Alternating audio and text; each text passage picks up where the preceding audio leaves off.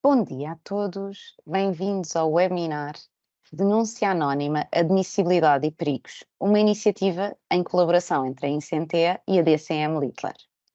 Em primeiro lugar, eu gostaria de agradecer a todos os participantes inscritos que tiraram um pouco do seu tempo para assistir a esta iniciativa e especialmente às oradoras do nosso painel de hoje. Informamos que a presente sessão será gravada para posterior disponibilização nas plataformas digitais e todos os presentes são convidados a participar na presente sessão, podendo colocar questões às nossas oradoras por escrito através do chat do Teams, que serão abordadas pelas oradoras no final da sessão. Vamos hoje abordar o tema Regime Geral da Proteção da Corrupção, especificamente a denúncia anónima, sua admissibilidade e perigos. Iremos abordar os tópicos: se a denúncia anónima é ou não obrigatória, os riscos da denúncia anónima e como é que perante esses riscos podem as organizações atuar, a quebra obrigatória da confidencialidade, como e quando acontece, o anonimato e denúncias por voz ou presenciais, será possível, e de que modo a denúncia externa influencia este tema. Depois teremos um pequeno tempo de perguntas e respostas. E irei agora apresentar o nosso painel de oradores. Temos a Tânia Ferreira, que é consultora de sistemas de informação, que tem experiência em regime geral da proteção de dados, regime geral da proteção da corrupção e regime geral da proteção dos denunciantes de infrações. A doutora Joana Azanha, que é advogada na DCM Littler, uma sociedade de advogados com especialização na área de direito laboral e de compliance, e eu mesma, Filipa Lopes Galvão, advogada também da DCM Littler. E vamos iniciar aqui com a primeira parte, que é a denúncia anónima, se será obrigatória ou não. Queria apenas dar aqui um pequeno introito quanto a isto. Como as apresentações estão feitas, envolvido mais de um ano da entrada em vigor do regime geral da proteção dos denunciantes de infrações, foi desenhado um processo de implementação dos canais de denúncia nas empresas e entidades públicas e de garantias de proteção para os denunciantes de infrações. No entanto, continuam ainda a surgir questões quanto a aspectos práticos deste mesmo regime e como é que isto se vai implementar efetivamente das empresas. Um desses aspectos práticos prende-se com os tipos de denúncia e a tipologia do canal de denúncias que as empresas terão de disponibilizar. Como sabemos, a lei diz-nos que os canais de denúncia interna têm que permitir a apresentação e o seguimento seguros das denúncias, a fim de garantir a exaustividade, integridade e conservação da denúncia, a confidencialidade da identidade ou o anonimato dos denunciantes e a confidencialidade da identidade de terceiros mencionados na denúncia e de impedir o acesso de pessoas não autorizadas. Assim, face aos termos da lei, gostaria de perguntar à doutora Joana Azanha, para já, se, em face da redação do artigo, se a denúncia anónima é ou não obrigatória e em que termos. Agradeço. Antes de mais, muito bom dia a todos, os que tiraram um bocadinho do seu tempo para estar aqui connosco a partilhar experiência e conhecimento. Quero agradecer a todas as pessoas da Incentia que estão a colaborar neste projeto, agradecer à Tânia pelo convite e deixar a menção que para mim também é um gosto fazer parte desta parceria. Começando aqui pelo primeiro ponto que nos vai ocupar, se a denúncia anónima é ou não uma obrigatoriedade legal que é imposta às empresas. E neste ponto nós começamos logo por ver que estamos aqui perante um tema sensível e até algo difícil. Porquê? Porque acerca deste ponto tem-se gerado aqui uma discussão sobre se esta obrigatoriedade do anonimato está aqui estabelecida no artigo 10º, número 1, do regime dos denunciantes. Se devemos interpretar este número 1, quando diz os canais de denúncia interna permitem designadamente a apresentação de denúncias por escrito ou verbalmente por trabalhadores anónimas ou com a identificação do denunciante. Portanto, há aqui uma discussão se aqui este número 1 é cumulativo e por isso, se há aqui uma obrigação legal da empresa fornecer ao denunciante a possibilidade do seu anonimato, sendo, portanto, aqui a prerrogativa do denunciante, que é quem decide, no fundo, se quer fazer a denúncia anonimamente ou se, ao invés, se vai identificar na denúncia. Mas há quem entenda também que estamos aqui perante uma norma que dá aqui um sentido alternativo. Ou seja, há quem entenda que a empresa pode escolher se pretende receber ou não denúncias anónimas ou, se não permitir o denunciante receber a denúncia anónima, terá apenas que permitir fazer a denúncia, ainda que com a sua identificação. A verdade é que isto é discutido e que ambas as interpretações podem nos levar a aspectos aqui menos positivos. Isto porquê? Se interpretarmos a norma no sentido de que há efetivamente uma obrigação legal da denúncia anónima, o que é que podemos ter por parte da empresa que recebe as denúncias? Uma chuva de denúncias. Denúncias estas que podem não preencher os requisitos de admissibilidade previstos aqui no regime, nomeadamente podem receber uma chuva de denúncias infundadas. E porquê? Porque isto pode dar a uma total ausência por parte do denunciante do seu sentido que deve ser a sua responsabilização, seja ela civil, disciplinar, penal, etc. E isto é corroborado pelo facto das empresas estarem muito limitadas a fiscalizar corretamente a utilização do canal, sob pena de constrangerem também os denunciantes. Por outro lado, se interpretarmos a norma no sentido de não haver aqui uma obrigação legal, o que pode acontecer é que, se calhar, as pessoas vão denunciar menos. E isso pode dar aso ao quê? A meu ver, pode dar aso a uma falsa aparência de que está tudo bem na empresa. A empresa pode pensar, ok, não tenho denúncias e então está tudo bem. Acho que é uma falsa sensação de segurança por parte da empresa, porque as pessoas podem não fazer a denúncia simplesmente pelo facto de, como se têm que identificar, se calhar vão ter algum problema em sentir-se seguras. Porquê? Podem ter medo de sofrer retaliações, perseguições, e então preferem não o fazer. Percebo que o denunciante deva ter aqui a possibilidade de escolher se quer ou não manter o seu anonimato. Eu sei que temos um bocadinho aquela cultura ainda de que o denunciante é, de certa forma, visto ou tido sempre como aquela pessoa queixinhas, aquela pessoa que na empresa se calhar é muito reivindicativa, mas eu penso que acho que é importante que se vá desconstruindo essa ideia. Também não sei até que ponto é que será razoável exigir às empresas que sejam obrigadas a ter, por exemplo, uma plataforma que permita os denunciantes efetuarem aqui as denúncias em anonimato. Principalmente se pensarmos naquelas empresas mais pequenas, ligados aos setores de atividade primários, como é que vamos poder exigir a uma empresa assim, com estes aspectos, que tenha uma plataforma eletrónica que permita uma pessoa fazer uma denúncia anónima, garantindo efetivamente o seu anonimato? Como é que esse tipo de empresas faz? Faz uma caixa de cartão onde as pessoas metem lá as denúncias? Acho que é um aspecto que se calhar ainda está um bocadinho por explorar e eu se calhar prefiro antes aguardar para que isto seja mais discutido pelo que chegue eventualmente a um tribunal, que um tribunal analise esta questão, não obstante eu tender para a interpretação de que não há aqui uma obrigação legal.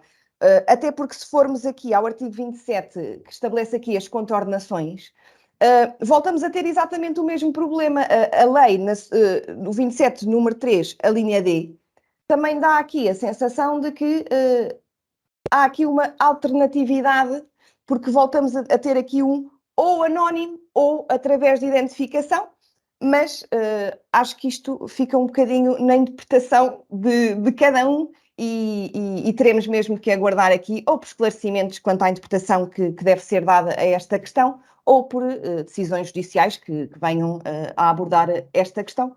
Não sei se a Tânia está de acordo com aquilo que acabei de referir, se tem uma opinião diferente. Está sem som, Tânia. Sim.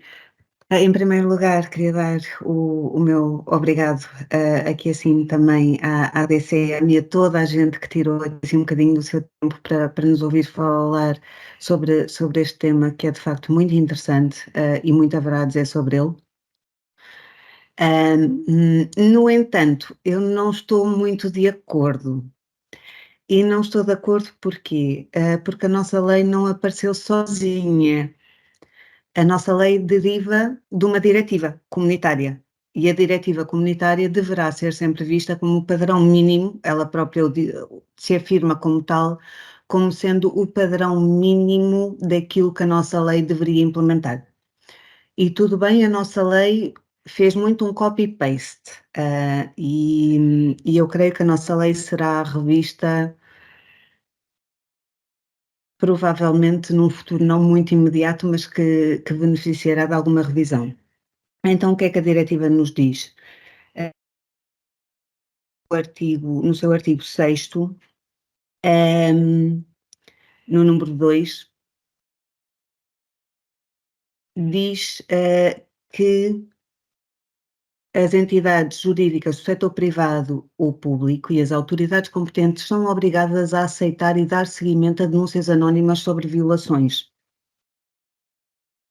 Quando a diretiva nos vem aqui assim dizer explicitamente que temos de ter isto, eu acho que não é uma coisa ou outra. Eu acho que não será a organização que decide o que é que vai implementar, se vai implementar um canal aberto ao anonimato, se vai implementar um canal que só permita a confidencialidade. E, aliás, vendo também a jurisprudência, a jurisprudência não, peço desculpa, o que tem sido aplicado noutros Estados, eu creio que o caminho é realmente termos um canal que permita denúncias anónimas e denúncias confidenciais. Existe realmente essa corrente doutrinária que eu peço desculpa, mas eu creio que é minoritária, eu creio que é minoritária, que realmente vê assim, ou como sendo um disjuntivo, ou é uma coisa ou é outra.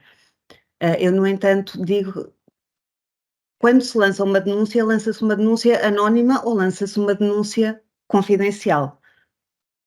Não se pode lançar uma denúncia anónima e confidencial ao mesmo tempo. É por aí que eu vejo, mas realmente isto vai necessitar de um bocado de concretização para nos indicar realmente aqui assim qual é o aspecto. Agradeço às duas. Realmente são dois pontos de vista totalmente diferentes e que ainda não foi possível haver respostas concretas. E mesmo a questão da anonimização também não é fácil. Nos dias que correm, como é que conseguimos uma total anonimização destas situações? Face às tecnologias e tudo mais. E por isso também questiono aqui a Tânia, no seguimento, esta denúncia anónima não pode trazer riscos? E havendo riscos, como é que podem estas organizações atuar? Mas outra belíssima questão e muito difícil, porque há muitos riscos envolvidos numa denúncia anónima. Aliás, o grupo de trabalho do artigo 29, na altura da diretiva, veio a dar o seu parecer negativo à denúncia anónima, à admissibilidade da denúncia anónima, precisamente por causa disto. Porquê? A denúncia anónima, por um lado, como a doutora Joana já tinha dito, pode levar aqui assim a um acréscimo de denúncias só porque as pessoas querem ser mazinhas, querem denunciar, estão a agir de má fé. No entanto, há também perigos para o próprio denunciante. Do lado das organizações, acho que maioritariamente é isto. É muito difícil nós vermos a organização ter ali assim uma noção de que aquela denúncia é realmente correta, que pode responsabilizar a pessoa no caso da denúncia não ser correta, ser efetuada de má fé, ser efetuada com intuito difamatório, por exemplo. Mas pelo lado do denunciante também vem trazer aqui algumas questões. Por um lado, há um sentimento de segurança que se calhar não deveria existir, ou seja, pode levar a uma falsa sensação de segurança. O anonimato, ele pode ser quebrado, nós estamos numa época em que quase tudo pode ser feito ciberneticamente e o anonimato pode ser quebrado. E, por outro lado, temos a questão de salvaguardar o direito à proteção do denunciante e como é que o vamos fazer. Ou seja, se o anonimato for quebrado e o denunciante for vítima de represálias, como é que fazemos? Como é que, hoje em dia, através das plataformas eletrónicas, há forma de o fazer? Por exemplo, a plataforma que tanto a Incentia como a DCM Littler representam, tem uma possibilidade, porque tem um código que fica associado à denúncia e o denunciante pode realmente vir demonstrar que foi ele que efetuou aquela denúncia, se for necessário, para vir a oferir proteção legal. E nos outros casos? E é uma pergunta que eu gostaria aqui assim de ter a opinião da doutora Joana também e da doutora Filipa, se quiser dar o seu contributo. Como é que nós fazemos, ou há alguma possibilidade de protegermos o denunciante que preferiu ficar anónimo?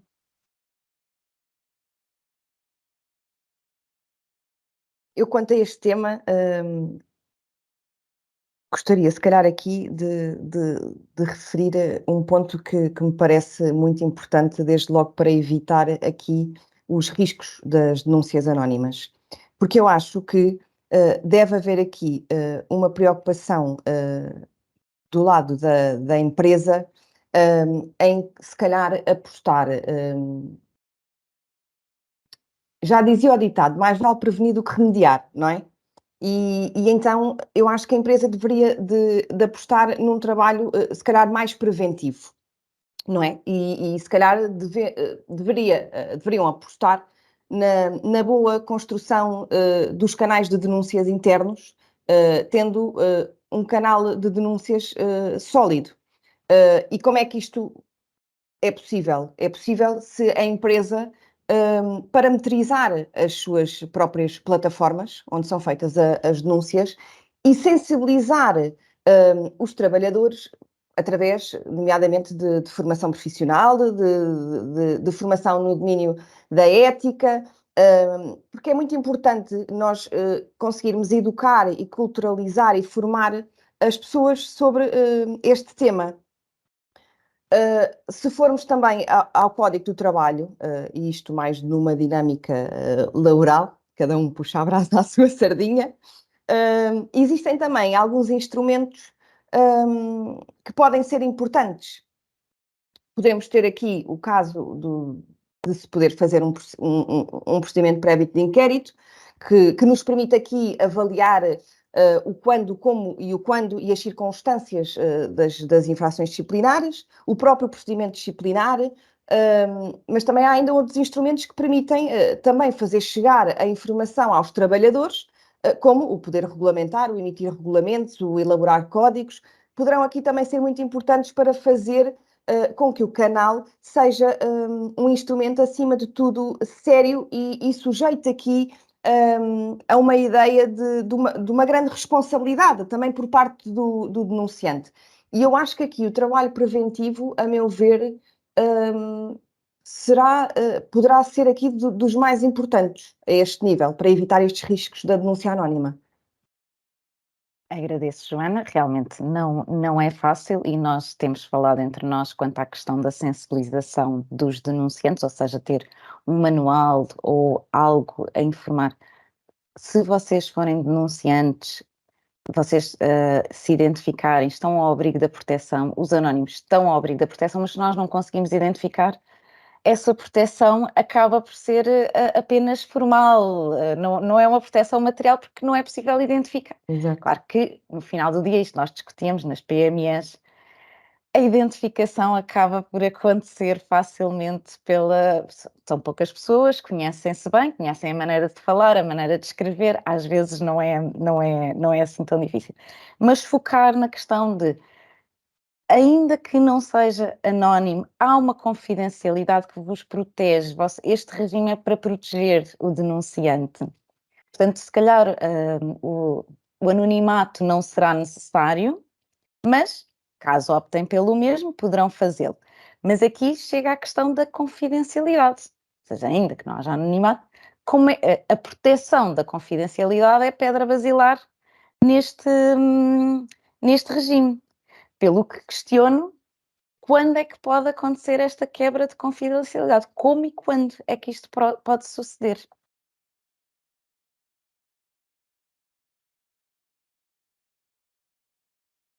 Não sei se a Tânia quer começar. Quer que eu comece? Eu posso começar. Como a doutora Filipa deixou a pergunta em aberto, estávamos aqui a ver quem é que respondia. Ora bem, há uma situação que corresponde a uma quebra de confidencialidade já antevista, por assim dizer, que é o exemplo de quando precisamos de transpor uma denúncia do canal interno para os órgãos competentes para investigar e discernir sobre a causa. Nós temos um bocadinho a noção, e é para isso que eles servem, que os canais internos servem para resolver as questões internamente. No entanto, a organização do setor privado não é um órgão de polícia criminal. Não está sozinha neste mundo, nem tem poderes de investigação criminal, nem tem poderes de punição de crimes. Então, nos casos em que há indícios de crime, nós temos de passar a informação que temos sobre essa denúncia para um órgão de polícia criminal, para o Ministério Público, seja para onde for, de acordo com a tipologia de crime que esteja indiciado.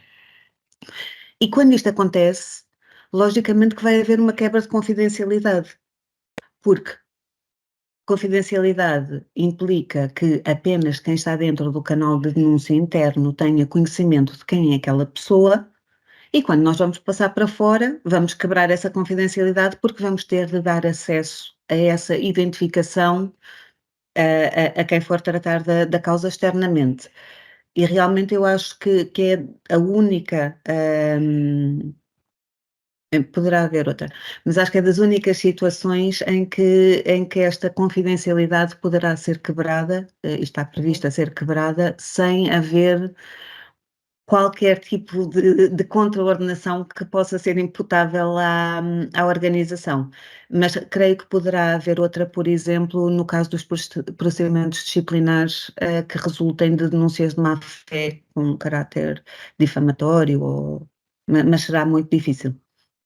Joana, concorda? Sim, concordo em absoluto com o que a Tânia acabou de dizer. Aqui o levantamento da confidencialidade, a lei diz-nos que a exceção é precisamente quando estamos aqui perante o cumprimento de uma obrigação legal ou uma decisão judicial, não é?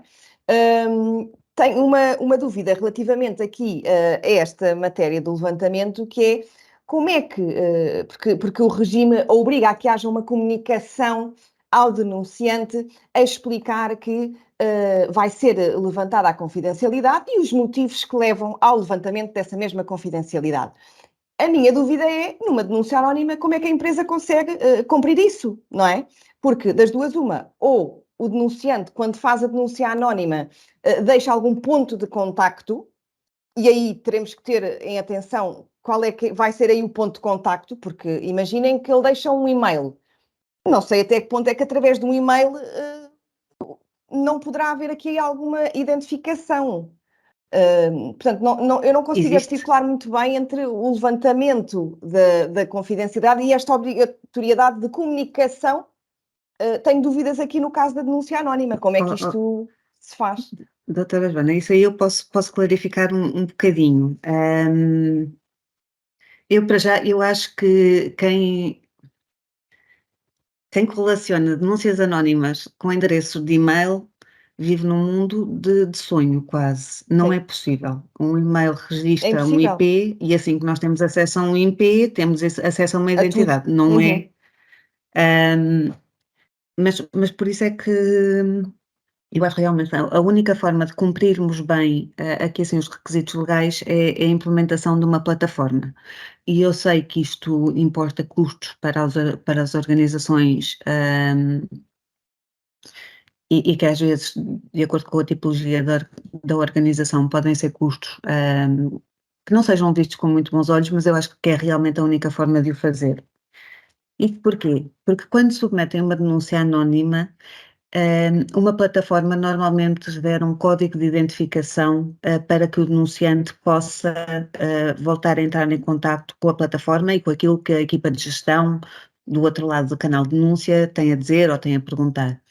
E será neste caso, por exemplo, se nós precisamos, se a causa é muito grave e nós precisamos de a transpor para quem de direito, pode-se perguntar ao denunciante que escolheu denunciar de forma anónima, dizer-lhe agradecemos muito, mas esta denúncia terá de ser transmitida, por exemplo, ao Ministério Público, pelo qual seria benéfico a sua identificação. E é isso, se o denunciante quiser identificar-se, identifica-se. Mas nós não nos podemos esquecer que eles também têm de aceitar denúncias anónimas. Sim. Por isso, e têm de as investigar à mesma. Curiosamente, quando falamos aqui nas denúncias anónimas, é engraçado porque falamos sempre em denúncias por escrito. Mas, e isto, quando nós estamos a implementar com alguns clientes, canais de denúncia e a expor a regulamentação e tudo mais, eles perguntam-nos assim: então, e as denúncias por voz ou presenciais podem ser objeto de anonimato ou não é possível? E deixava este mote aqui à doutora Joana, agora atribuo, ainda há bocado falhou, agora atribuo, doutora Bem, Joana, por favor. eu acho que a resposta a esse ponto é um bocadinho de senso comum, não é? Através de telefone, sim, eu diria é possível. Hoje em dia há os destruções de voz, mas através de uma reunião, imaginem, presencial, a não ser que estejamos no Halloween ou no Carnaval, eu não vejo como é que isso é possível, não é? Acho que quanto a este ponto não conseguimos explorar aqui mais a informação. Não sei o que é que a Tânia acha. Acha que é possível manter o anonimato através da presença do denunciante? Não, não. Impossível. É completamente impossível. A não ser que a pessoa esteja com um lençol por cima ou atrás de uma cortina opaca e com um distorcedor de voz à frente, é completamente impossível. É assim, quando a identidade é conhecida de uma pessoa que seja, nós não estamos perante uma denúncia anónima, nós estamos perante uma denúncia confidencial. Às vezes há aqui assim um bocadinho a dificuldade de entender onde é que realmente começa o anonimato. O anonimato é ninguém sabe, a única pessoa que sabe é o denunciante e escolhe não o partilhar, por isso nós não vamos atrás.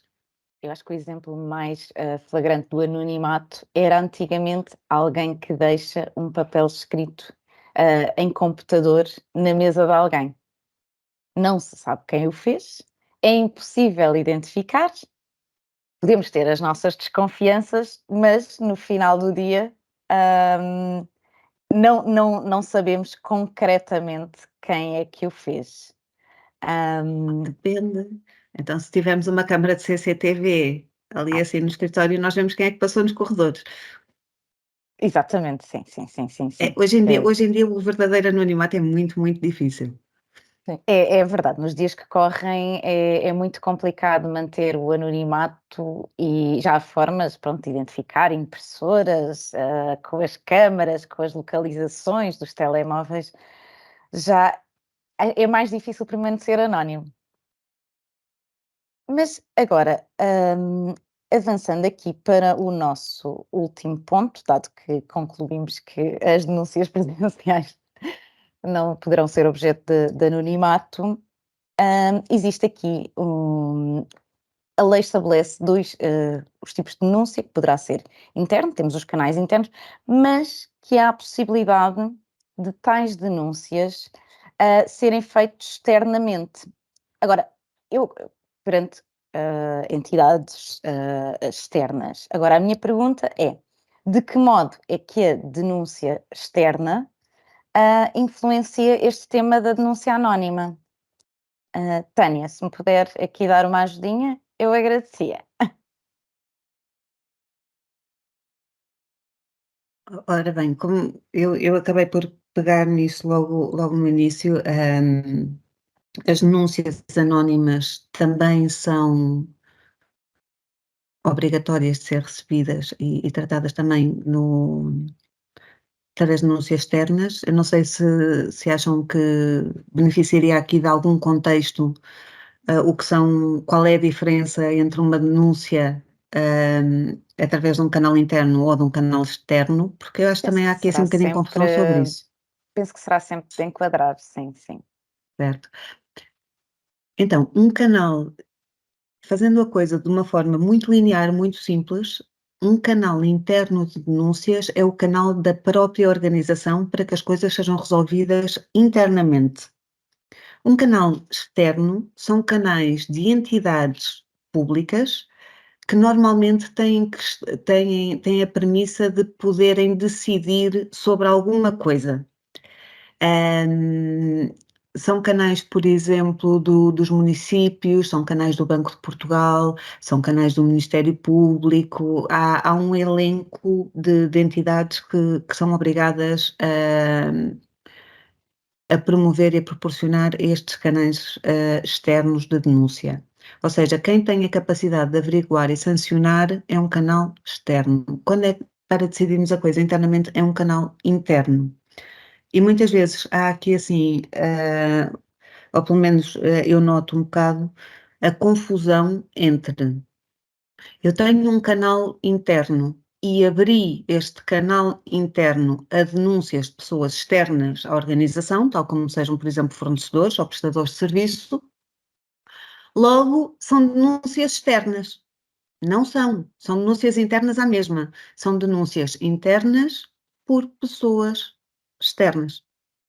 Ok?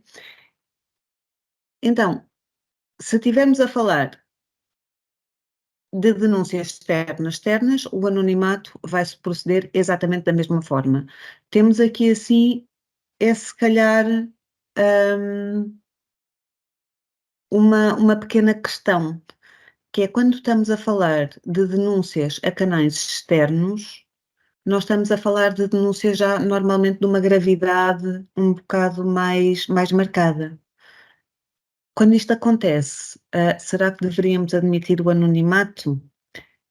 Eu tenho, por minha opinião, que sim, porque ele é obrigatório de ser admitido. Mas se calhar aqui devíamos, mais uma vez, como a doutora Joana disse, termos campanhas de sensibilização a toda a gente, e a sensibilização começa em nós enquanto trabalhadores de qualquer organização, a própria organização deve fazê-la, de forma a que o próprio denunciante se sinta, à vontade para denunciar, saber que dali, da sua denúncia, não haverá, não haverá qualquer retaliação, perdermos, como a doutora Joana disse, o estigma do bufo do Estado Novo, em que quem dizia alguma coisa queria era o mal do povo. não podemos encarar as coisas assim, temos de deixar essa visão de lado e as pessoas começarem-se a responsabilizar também por aquilo que denunciam, que expõem no canal. Porque há aqui assim um pontozinho que se calhar não abordamos, que é, mas abordamos por alto. Uma pessoa que denuncie de forma confidencial e que o faça de má fé, pode ser vítima, pode ser alvo, não vítima, pode ser alvo de um procedimento disciplinar. E uma pessoa que denuncia anonimamente não pode ser alvo de um processo disciplinar porque nós não conhecemos a identidade. Isto é um bocado. E a denúncia pode causar grandes danos na própria instituição, reputacionais, de colegas, criar um ambiente mesmo poderá ser tóxico. Joana, concorda? Certo. Concordo, acho que deve haver uma sensibilização e uma preocupação em transmitir às pessoas, trabalhadores, a responsabilização que a realização de uma denúncia deve acatar, até porque, e penso que também não referimos aqui, o anonimato por vezes dá aso a que as pessoas, ou seja, infelizmente muitas pessoas fazem as denúncias, não é para que o mundo se torne uma coisa melhor, não é? Há muitos interesses e há muitos objetivos por vezes por trás destas denúncias. Ainda há pouco tempo eu tive um procedimento prévio de inquérito em que a pessoa que denunciou pediu aqui o anonimato, embora depois, a meio do procedimento prévio de inquérito, já toda a gente tinha percebido quem é que era o denunciante, pela matéria que estava ali em causa, porque era uma pessoa que dentro da própria organização já tinha abordado a questão até algumas vezes, havia ali uma guerra entre departamentos e, portanto, era de fácil identificação. E, portanto, a meio do processo toda a gente sabia de quem é que tinha denunciado aquela situação. Mas, no final, acabámos por ouvir a denunciante, levantou-se aqui o anonimato, e a pessoa acabou por confessar que apenas denunciou a situação, da qual ele também fazia parte, tinha ali algum grau de intervenção, porque sabia que aquilo poderia consubstanciar uma infração disciplinar e então era em abono da verdade para ver se havia ali algum atenuante de responsabilidade, não é? Enquanto a nossa lei não nos permite premiar aqui quem faz as denúncias, não é? E, portanto, eu acho que também este tipo de informação é importante passar aqui às pessoas, não é? Depois, podemos ter ainda outras situações em que a denúncia externa também poderá ter aqui alguma influência, que são aquelas situações em que, posso dar um exemplo, imaginemos que temos um trabalhador, sei lá, que é vítima de assédio no local de trabalho. O assédio pode consubstanciar crime, não é? Quer o moral, quer o sexual, nas suas várias vertentes, podemos estar aqui perante um crime. E que a pessoa que pratica o assédio, que aquilo é uma empresa meio familiar e que a pessoa que praticou o assédio relativamente aqui ao denunciante é filho do administrador da empresa. O denunciante aqui, ainda que o faça anonimamente, poderá ficar aqui, a meu ver, numa situação se calhar fragilizada e esta pessoa vai preferir não denunciar a situação internamente, não é? Porque pensa, bem, há aqui um conflito de interesses, não é? Como é que esta pessoa a quem eu vou denunciar, sabendo disto tudo, me vai proteger, não é? E então prefere denunciar externamente, não é? Acho que é uma situação que pode validar o facto das pessoas não quererem expor-se dentro da empresa e preferirem ir denunciar a uma entidade externa. Neste caso, a pessoa poderia ir ao Ministério Público, não é? Se seguirmos aqui a vertente da parte criminal. Certíssimo.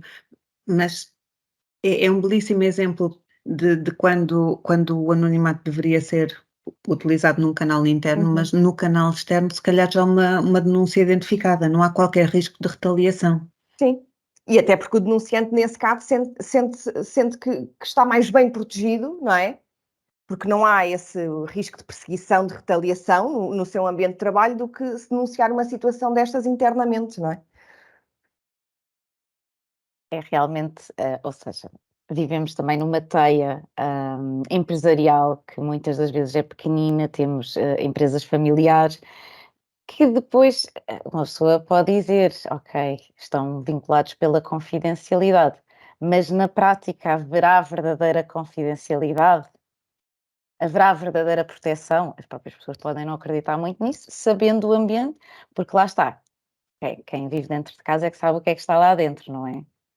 E não é uma lei que vai impedir as dinâmicas empresariais e de trabalho de funcionarem, que funcionam. Cada empresa é como uma família.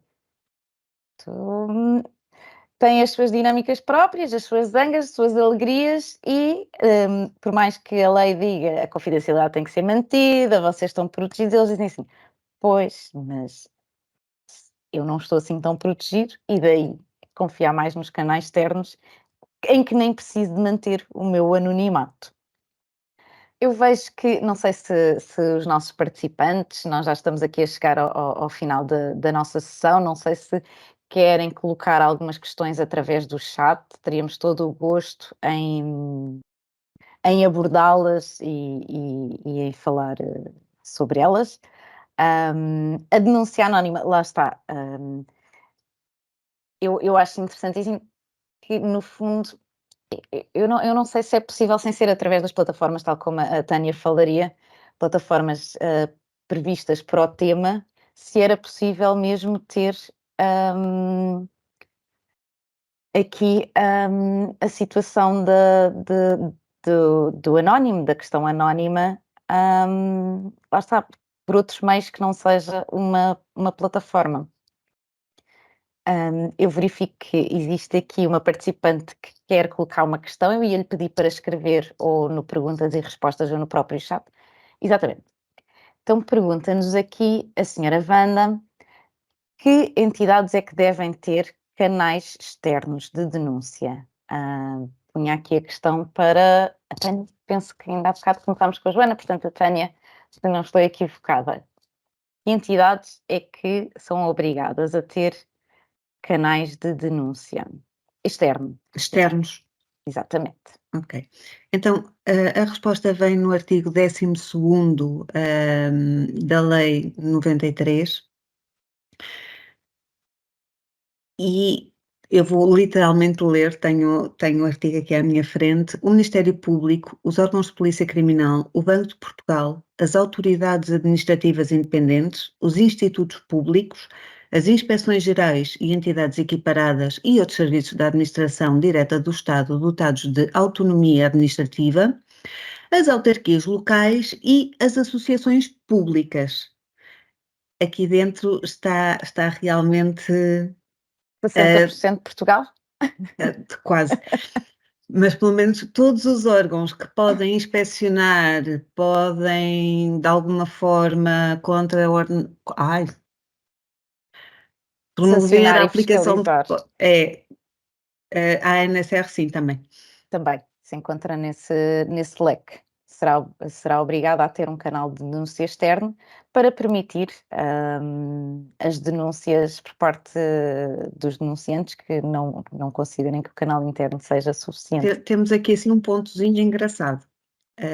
Temos aqui assim um pontozinho engraçado, que é os municípios, as autarquias locais, É verdade. que por um lado são, mas depois temos ali assim, eu não sei se então não serão obrigados a ter canais de denúncia interno, mas terão de ter externo. Pois,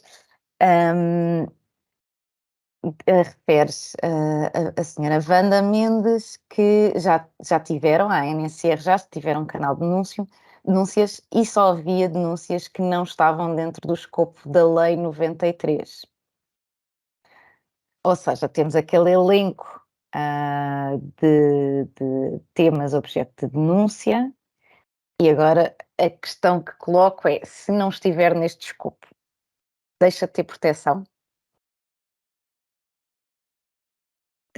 Eu creio que nós primariamente temos. Eu ia Então, dizer, começo eu. ia dar só o exemplo das infrações laborais. Não está no elenco e no âmbito da aplicação do diploma, mas do próprio considerante da diretiva, consta lá que devem ser tidas em contas para a aplicação da lei. É isso mesmo. E não nos vamos esquecer que há um âmbito objetivo obrigatório, mas que depois a própria organização pode adotar o âmbito que quiser. Se estivermos a falar de um canal externo, por exemplo, tudo aquilo que seja contra a lege, nós poderemos admitir no canal. Agora, há ali assim um artigo que nos diz quando é que nós podemos não investigar uma denúncia, por exemplo. Gravidade diminuta, o caso já está a ser investigado e o terceiro ponto vai ter a gravidade diminuta, que é a denúncia ser efetuada de forma anónima e não haver indícios de infração, ou seja, não ser uma denúncia. De resto, eu creio que as causas devem ser investigadas. Ia colocar aqui uma outra questão do nosso participante, o Sr. Luís Alves, que questiona se um colaborador duvidar da confidencialidade do canal de denúncias de determinada entidade, se isto lhe dá algum respaldo para não observar aquela hierarquia de canais de denúncias, ou seja, fazendo logo a externa, em detrimento de iniciar o procedimento tal qual como está estabelecido pela lei, iniciando pela interna e terminando na externa. O que é que pensa sobre isso, Tânia? Pode. Eu peço desculpa, vou só aqui responder à doutora Wanda, à dona Wanda, antes.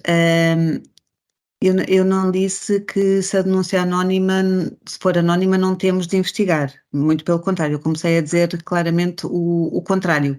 Quando a denúncia é anónima, tanto as entidades privadas como as públicas têm de investigar. Agora, quando a denúncia é anónima e não há indícios de qualquer infração naquela denúncia, não é obrigatório investigar. Pronto, penso é Tem-se que notificar aqui a questão depois, aqui da senhora Wanda, depois também será, e aqui para a Joana, se a denúncia anónima, ou seja, se é anónima, lá está, como é que nós fazemos aquele reporte que estamos obrigados a um denunciante anónimo? Das duas, uma, ou é como a Tânia referiu, a denúncia é feita através de uma plataforma que permite uma resposta sem identificar a pessoa que denunciou, não é? Ou se a denúncia é feita no anonimato e não foi efetuada através da plataforma, não havendo um ponto de contacto, não vejo como é que isso possa ser cumprido, não é? Exatamente. E aqui, Tânia, só aqui para fecharmos a questão do senhor Luís Alves, a hierarquia dos canais a utilizar, ou seja, se ele estiver a perante... precedência. Exato. Sim, a precedência dos meios de denúncia. A presença dos meios de denúncia, uma da forma de poder quebrar essa precedência, essa observação da hierarquia, primeiro denúncia interna, depois denúncia externa, é exatamente o medo de retaliação. Se houver medo de retaliação, se não houver,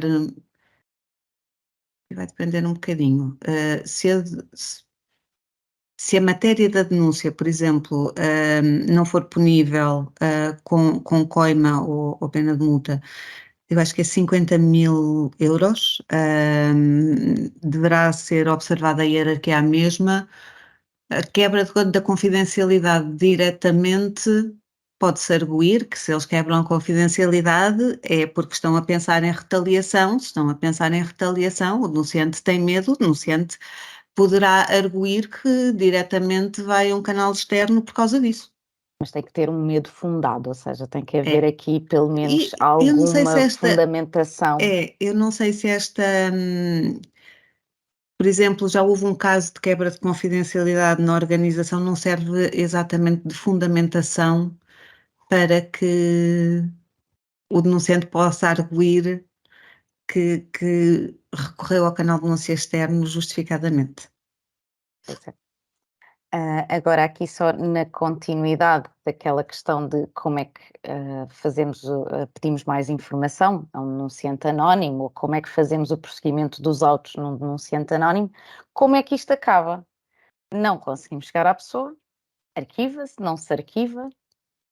Doutora Joana, qual é a sua opinião? Eu acho que aí temos que distinguir duas situações.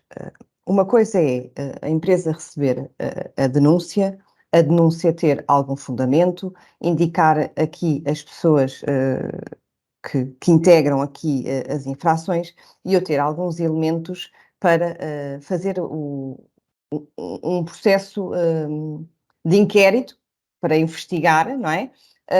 E para levar aqui o seguimento a bom porto. Aí, no final, se eu não conseguir notificar o denunciante, porque a denúncia foi feita no anonimato, eu não vou arquivar se tiver elementos que justifiquem dar um seguimento à denúncia. Agora, se eu recebo uma denúncia, se não tenho grandes elementos, se preciso mais informação e não consigo chegar a um contacto com o denunciante, eu aqui não tenho como, ainda que faça um processo prévio de inquérito, imaginemos, se eu não tiver identificação de quem é que fez a infração, se a pessoa só identifica a infração, mas não identifica quando é que a infração foi cometida, quem é que a cometeu, eu não sou vidente, eu, empresa, não sou vidente, nem tenho forma de descobrir elementos que para mim são essenciais para dar seguimento à denúncia. E aí sim, arquivo e registro, não é? Sim, nós temos a obrigação de manter todas as denúncias recebidas durante um prazo de 5 anos. Pronto, já não temos mais questões. Eu devo dizer que foi um prazer ter mais uma destas sessões com a Tânia e com a Joana, que é sempre um prazer debatermos, que nem sempre estamos em consonância nas nossas opiniões, mas faz parte e é bom e é assim que crescemos. Agradeço também a todos os participantes que colocaram questões e que participaram e que se inscreveram e estiveram aqui efetivamente a ouvir-nos. E informamos que depois será disponibilizado o vídeo desta sessão e espero que tenham todos um bom dia de trabalho, se for o caso disso, de folga ou férias, se for o caso de não se encontrarem a trabalhar. Muito obrigada pela vossa presença, um bom dia. Obrigada.